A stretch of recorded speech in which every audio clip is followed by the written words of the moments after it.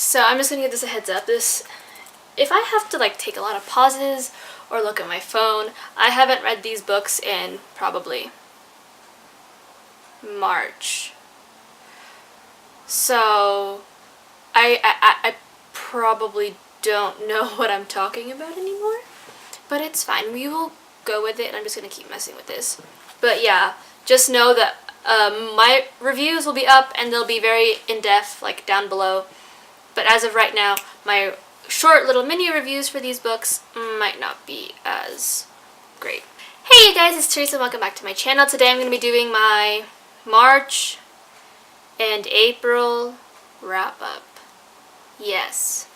And sadly, I didn't get a chance to read a ton during these 2 months. It was just kind of like the clump of months where everything was due, there were exams back to back, and all of a sudden I had no time to myself and everything was devoted to school, and it's kind of the time in the semester where I just kind of want to lay in bed.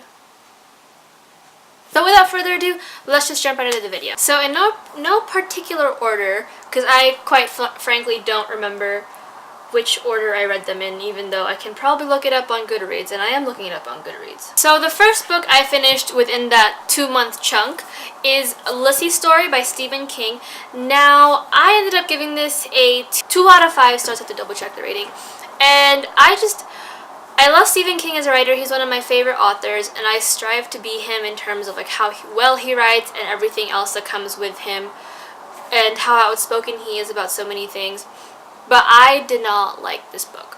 Now, I felt like this is, if you guys don't know, this is about Lizzie Landon, who after 2 years of her husband having died, has to go through the demons that, like, he has brought on her, and the demons that he had faced while he was still alive. Now, I thought this was going to be a pretty good story. This is it. I thought this was going to be a pretty good book. It's like I said, Stephen King, like in my eyes, Stephen King can do no wrong. But I just felt like this book it's meant for, I thought Lizzie was going to grow out of like her love for her husband, or grow as a person, because it's been 2 years and she's still mourning the idea of him.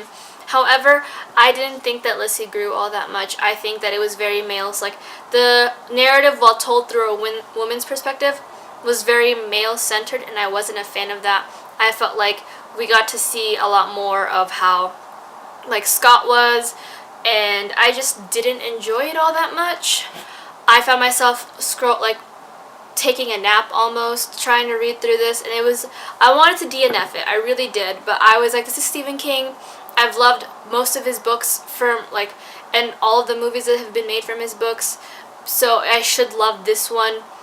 And I'm just gonna find like that hit, because sometimes books are slow, and then you get to that lovely little bump at the end, and you're just in the air and you're soaring, and it's great. But I never got that with this book, and I was actually pretty relieved when I finished it.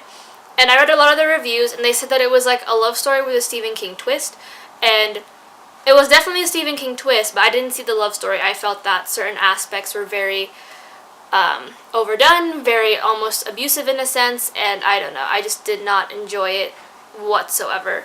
But I will leave my full review down below. So this was one of the other books that I thought I was going to be super excited for, because the series in itself was one of my favorites. So, and the movie is now on Hulu, and my girlfriend told me not to watch it, but I'm going to watch it and suffer through any possible problems with it, and reread and go through what I remember of the book and do a review, because I love you guys that much and I love the series. But that book is Unforgiven by Lauren Kate. Now, Unforgiven is a spin-off of the Fallen series, and it follows Cam as he tries to win back his lover's new life in hell. And if he doesn't win her back, then he will end up being stuck in hell with her as Lucifer's right-hand man. Now, in the Fallen series, Cam was this bad boy that you couldn't help but love, even though he was a real huge jackass. But at the end of the day, you just loved him because he was pretty, he had the puffy lips and like the star tattoo in the back of his neck, and he was just a bad boy. And you know, it was like early 2000s, and every girl back then was into the idea of a bad boy. So there was that, but I did not like this book. I ended up giving it a 2.5 out of 5 stars. I felt that while I thought this was going to expand more on Cam's personality and how he saw the world and everything. However, he ended up turning into another Daniel in my eyes. He didn't necessarily grow as his own person. The more he fell in love with Lilith or realized he loved Lilith, the more he ended up becoming like Daniel, who was all about it, and I just felt like it was completely against his character. And there were some aspects in here that just didn't sit right with me, and I felt like it just, I don't know, it didn't sit well with me, and it went against his character, and there were just instances where I felt like it could have been done better, and I don't know, it just ended up, it makes me, like, my heart breaks saying this, but it made me end up hating Cam.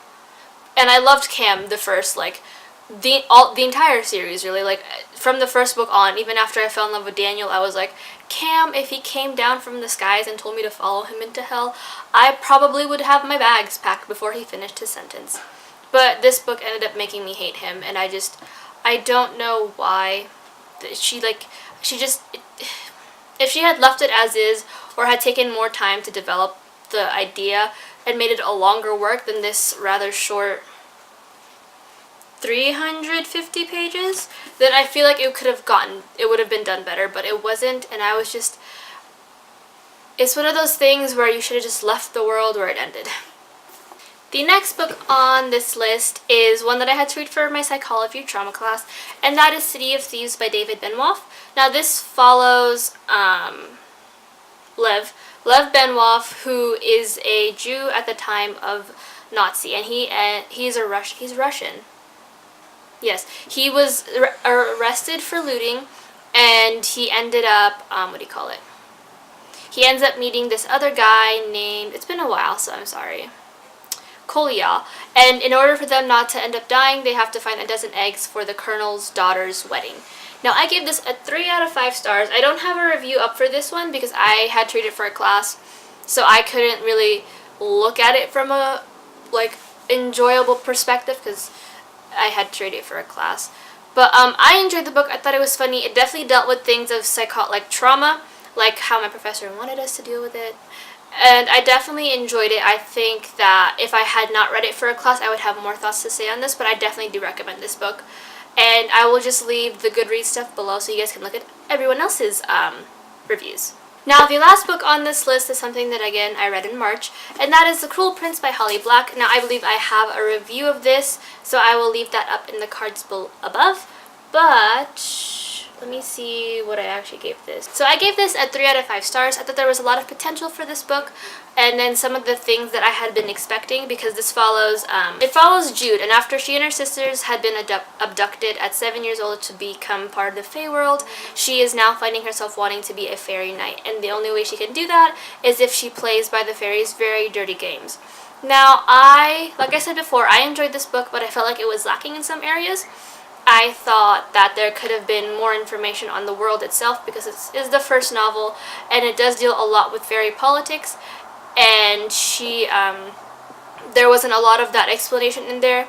And I know that Jude had grown up with this, so she knows what it is talking about, but as a reader, I did not grow up in this world. I have no knowledge of this world, and I felt like that was a big aspect that was missing a huge chunk while I was reading this. But I would recommend it, and I'm really excited to see the second book, and hopefully all those things that I mentioned in the review up above will have been fixed by then. But that is it for my March and April wrap-up. Sorry it was so late, like 2 months late, almost 3 months late. But at least it's here. Like I said, I didn't read a lot because it's just kind of getting to that time of the year where everything's crammed together. But hopefully May will be better. So until then, if you guys want to see more of these videos, comment about any books that you have read during March and April. And if you've read any of these books, please give me your thoughts. Just be sure to be kind about spoilers. Other than that, I try to upload videos every Wednesday and Saturday, unless something happens. But since I'm going to be on vacation by the time, not this video, but the video after comes up, you guys probably won't have to worry about that. But until then, I'll see you guys on Wednesday. Bye.